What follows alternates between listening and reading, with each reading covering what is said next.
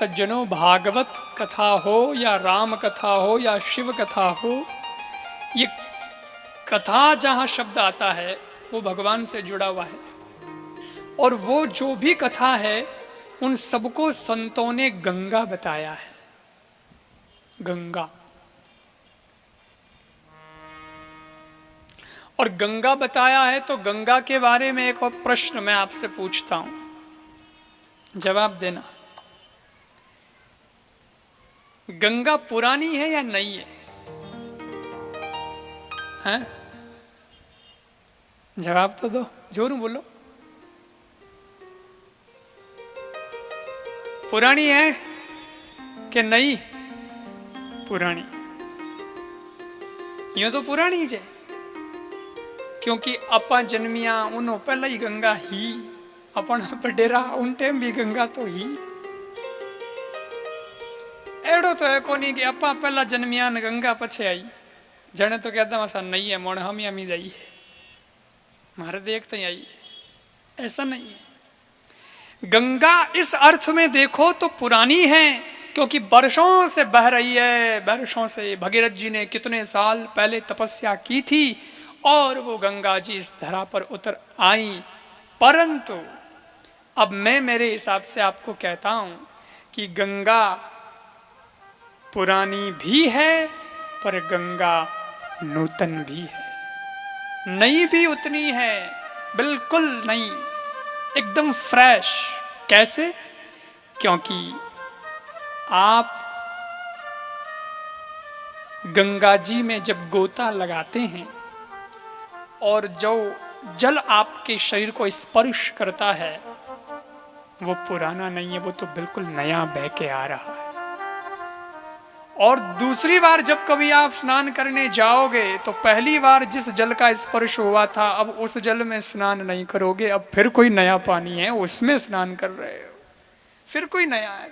और इसीलिए कहावत है कि बहती हुई नदी में सेम पानी में आप दोबारा स्नान नहीं कर सकते, क्योंकि जिसमें गोता लगाया था वो तो बह गया, अब तो नया आ रहा है, नया आ रहा है, बिल्कुल नया आ रहा है। उसको बहते हुए बहुत साल हो गए हैं, इस अर्थ में गंगा पुरानी है, लेकिन नया नया पानी आ रहा है, इसलिए गंगा नई भी है। वैसे ही ये भागवत और ये सब शिव और ये सब पुराण हैं।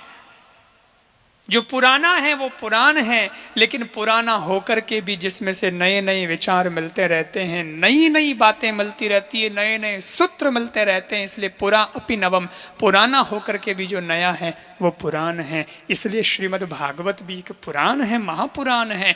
और ये भी जितनी बार हम सुनते हैं उतनी बार नया नया नया महसूस होता है।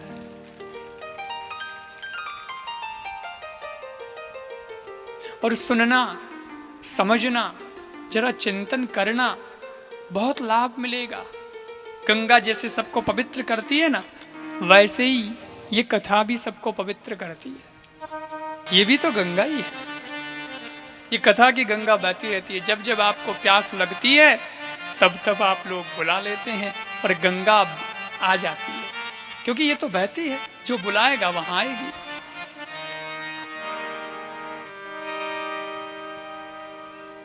पूछहु रघुपति कथा प्रसंग,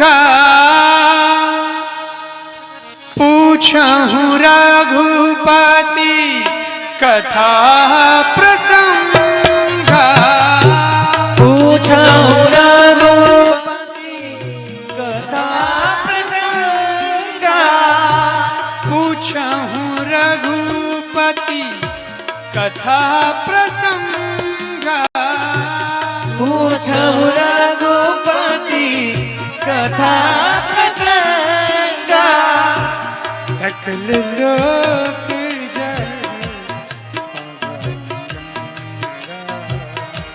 सकल लोक जग अवनि गंगा, सकल लोक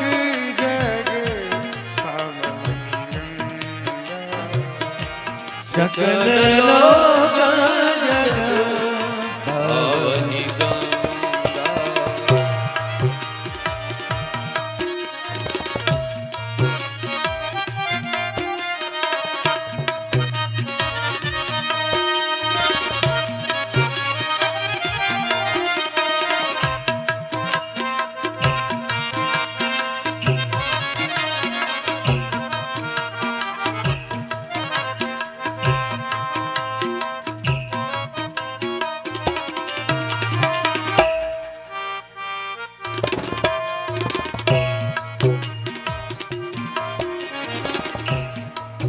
और बात,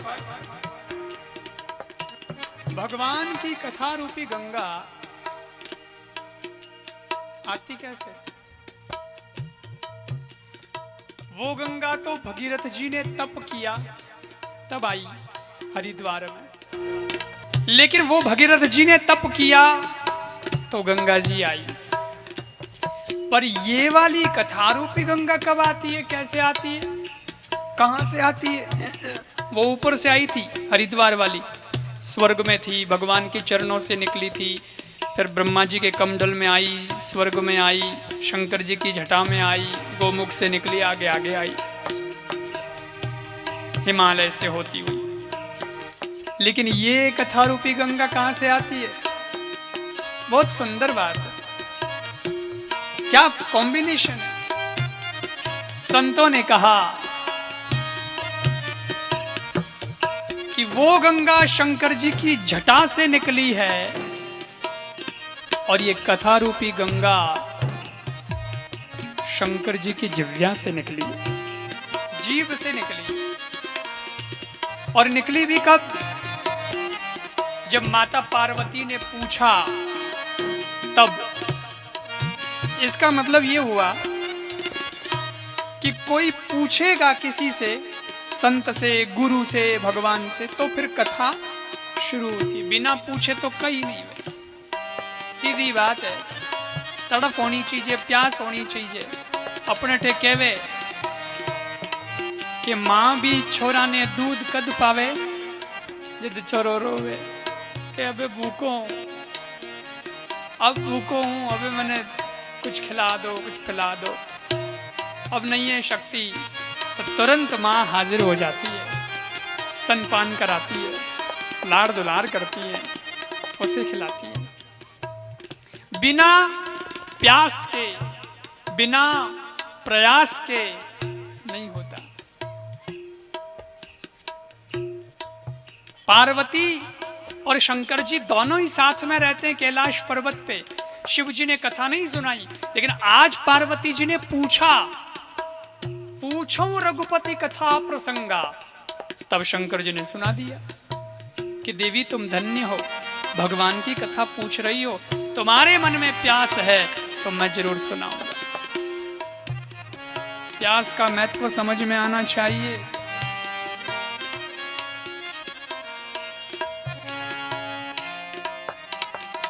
और जिसको प्यास होती है ना, लोग देखो हमसे कहते हैं महाराज कथा करवानी है,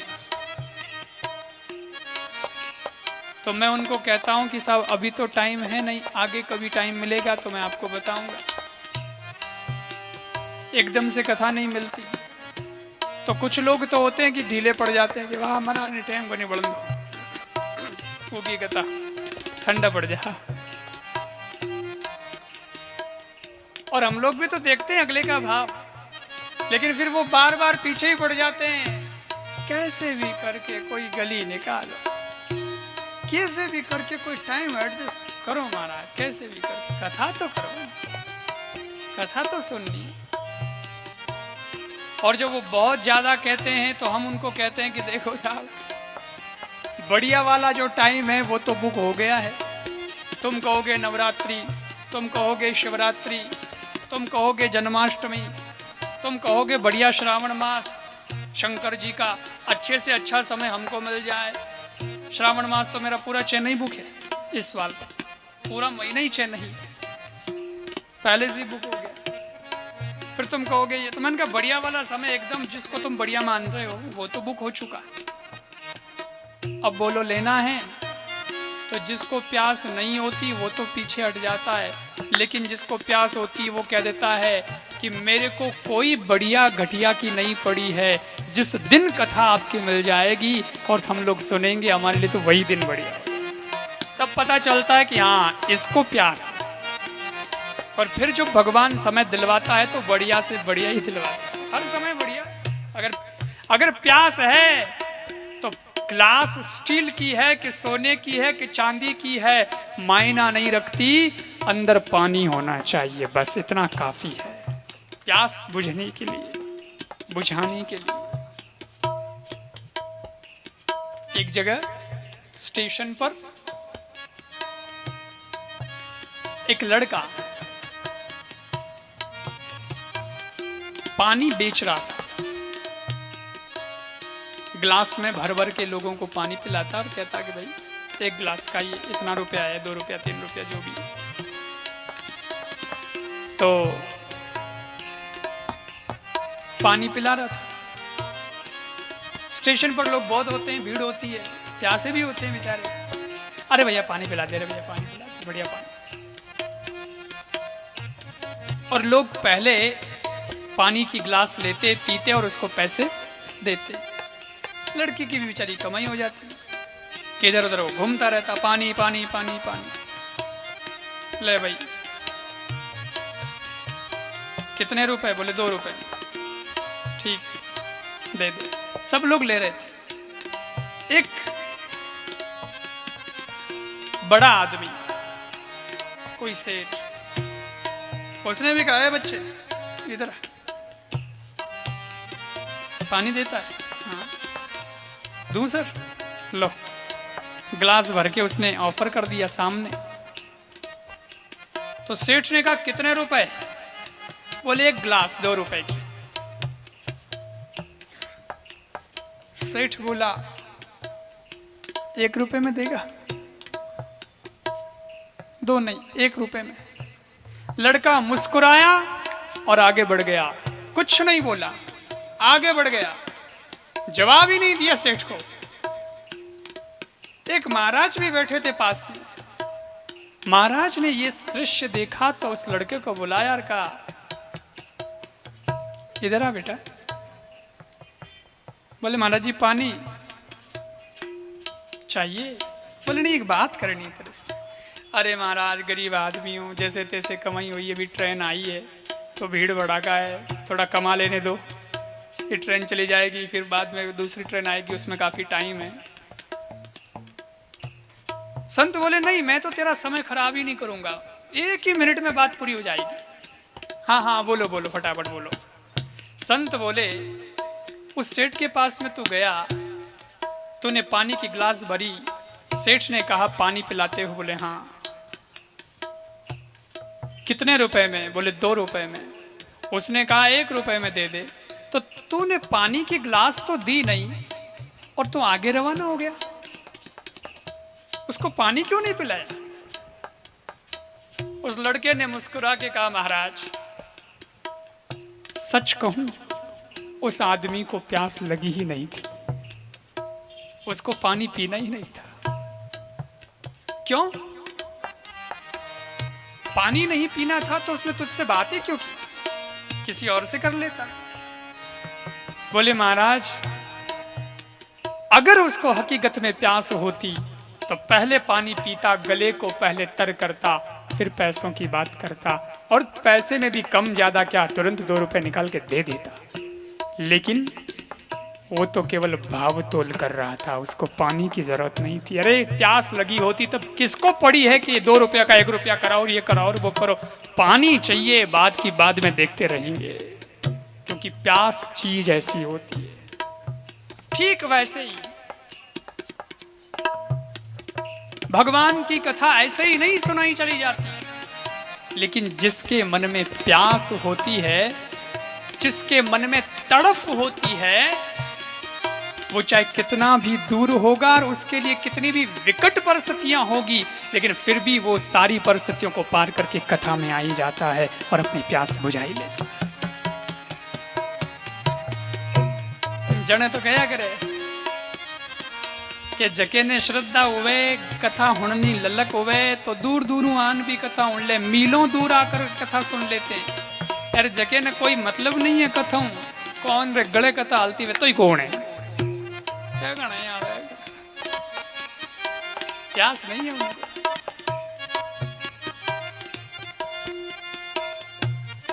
पार्वती जी को प्यास लगी तो शंकर जी को कहा पिलाइए ना कथा का अमृत, और शंकर जी भी खुश हो गए, वाह कोई तो आया, अब मेरे अंदर जो कथा है वो बाहर निकलेगी।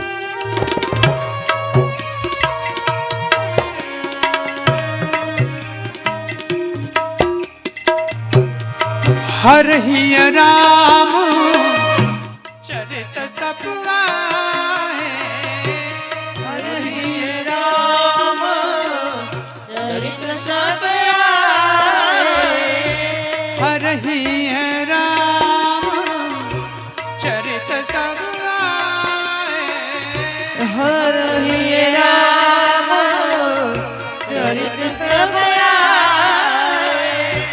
प्रेम पुलक लो जन जन छाए, देव पुलक लो जन जल छाए, प्रेम पुलक लो जन जन छाए।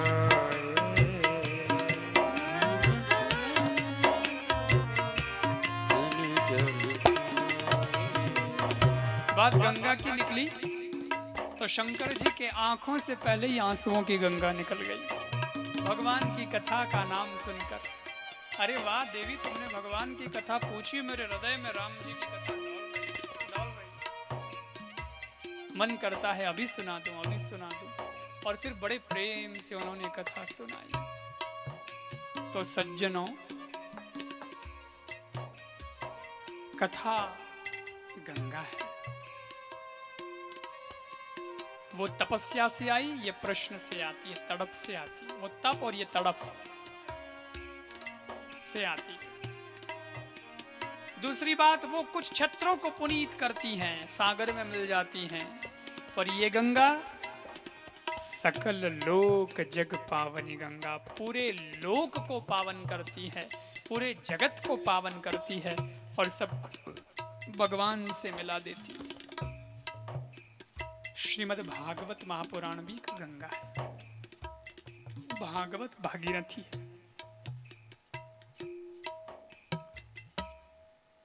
और